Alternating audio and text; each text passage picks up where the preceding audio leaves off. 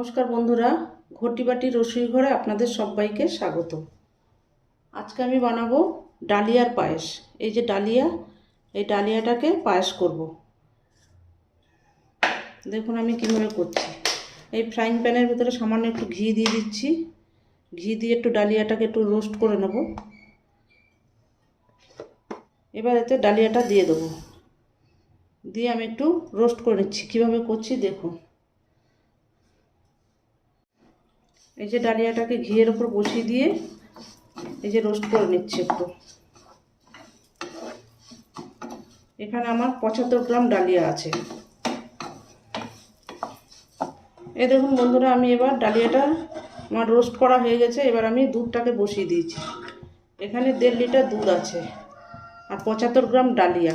দুধটা একটু ফুটবে। এই যে ডালিয়া রোস্ট করা হয়ে গেছে। দুধটা একটু ফুটবে, ফুটে একটু ঘন হয়ে আসলে তারপরে আমি ডালিয়াটা দেবো। দেখুন বন্ধুরা, এই যে দুধটা আমার ফুটে গেছে। এবার আমি ডালিয়াটা দিয়ে দিচ্ছি। এই যে ডালিয়াটা এবার আমার ফুটবে।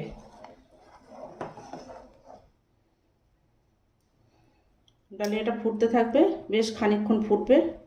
ফুটে ফুটে ঘন হয়ে আসবে, তারপরে আমি অন্যান্য ইনগ্রিডিয়েন্টস দেবো। দিয়ে দেবো একটু এলাচ গুঁড়ো। এই যে এলাচ গুঁড়োটা দিয়ে দিলাম।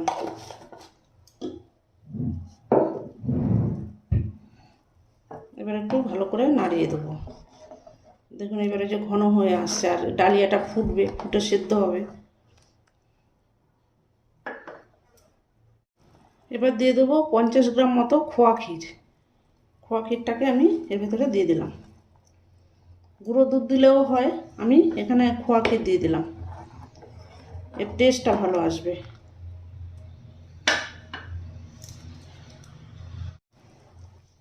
এবার দিয়ে দেবো পরিমাণ মতো একটু নুন। সব ব্যালেন্স করার জন্য সামান্য একটু নুন দিয়ে দিলাম।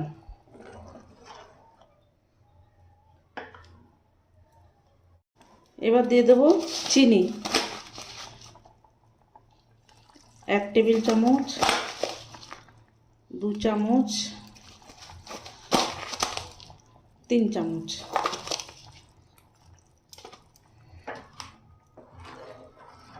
স্বাদটাকে দেখে আবার চিনিটা আপনারা দেবেন।